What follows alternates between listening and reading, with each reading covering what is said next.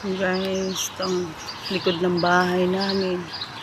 Malawak din naman siya. Dito yung swimming pool. Ayan, kita niya. Daming nahulog na dahon. Wala pa yung mga nagme-maintenance. Di pa nila nililinis ilang araw na. Ayan, malinis na yung puno ng dahil sa pinuto. Dami-dami pa naman bunga.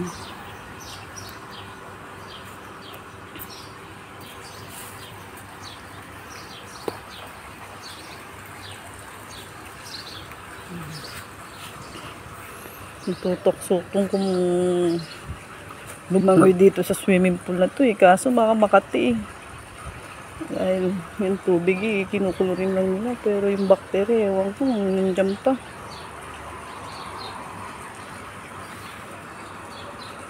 Sarap na.